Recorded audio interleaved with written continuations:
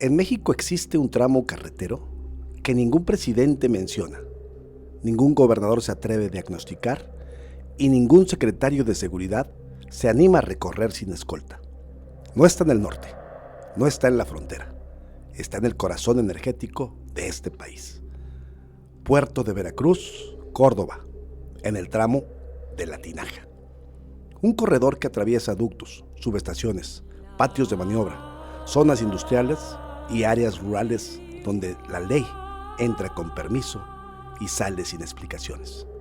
Ese tramo no es carretera, es la arteria clandestina más rentable de México. La vena donde se pierde el crudo, donde se encuentra el dinero y donde se escurre la autoridad. No es mito ni versión de café cantina, es el verdadero centro nervioso del huachicol fiscal. El lugar donde el crudo se desvanece, se transfiere, se rebautiza, cruza por rutas informales hacia Estados Unidos y regresa convertido en combustible legal, facturado y bendecido por la burocracia del Estado. Al frente, nuevamente la tierra de Chito Cano y Gerardo González vuelve a ser noticia de nivel criminal internacional. O arriba, o abajo, o entre líneas, están los hermanos reinocenses Reinaldo y Javier Cantú Barragán, dueños de la constructora Tracotamsa, figuras que han sobrevivido al PRI, PAN, Calderón, Peña, Morena, AMLO y Sheinbaum. Su lugar en el sistema no cambia porque ellos son el sistema.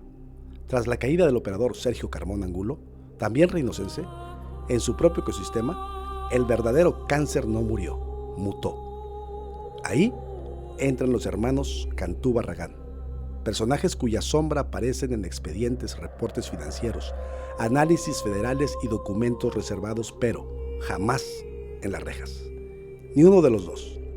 Rolando y Javier Cantú Barragán consolidaron ya parte de las empresas transportistas más influyentes del noreste del país utilizando interpósitas personas, creando capas y filtros para no aparecer como titulares, ni como accionistas visibles, ni como operadores formales. ¿Cómo opera realmente el circuito energético del tramo Veracruz-Córdoba-La Tinaja? 1. Extracción irregular de los ductos del corredor. A lo largo de ese tramo, especialmente cerca de La Tinaja y los accesos rurales a los ductos, existen puntos de extracción donde se pierde producto. No es un accidente, es un diseño. Accesos discretos, maniobras nocturnas, sensores inactivos, bitácoras incompletas. 2. Transferencias en restaurantes cachimba. Los camiones no cargan en terminales formales. Cargan en restaurantes cachimba, patios improvisados, estacionamientos de trailers, bodegas que funcionan como estaciones de transferencia. Ahí llegan pipas de presión y vacío verde recién cargadas de los ductos. Ahí se hace el trasvase hacia los fulls que recorren Veracruz rumbo al norte. 3. Ascenso por carretera hacia la frontera. El producto sube por las rutas nacionales hasta llegar a la frontera. De ahí cruza mediante técnicas hormiga, poco volumen, alta frecuencia, flujo constante, refilado y rebautizo en Estados Unidos. No se necesita una refinería gigantesca, basta una instalación donde se mezcle, se rebautice, se reetiquete. El crudo mexicano sale por debajo del agua y regresa como combustible legal. Aquí es donde se refuerza la operación quirúrgica a través de Luis Rivera como operador logístico binacional y de José Ramón Gómez Leal, senador de la República por Morena y fuerte aspirante a la gubernatura del estado de Tamaulipas, apoyado por sus mentores y protectorado, Andy López Beltrán y Adán Augusto López, el de la Barredora. Toda una operación orquestada desde Palenque, Chiapas, léase Andrés Manuel López Obrador. La paradoja absoluta. México importa, pagando impuestos, el mismo petróleo que México dejó salir sin pagar impuestos. 5. Reingreso a México y mezcla final. Lo que vuelve entra por puertas legales. Luego, en refinerías clandestinas de Nuevo León, se mezcla con una mínima cantidad de diésel legal para engañar al estándar y pasar los controles. Este circuito es invisible para el ciudadano común, pero totalmente evidente para las autoridades. ¿Por qué ningún presidente toca el corredor Veracruz-Córdoba, La Tinaja? Porque todos descubren la misma verdad.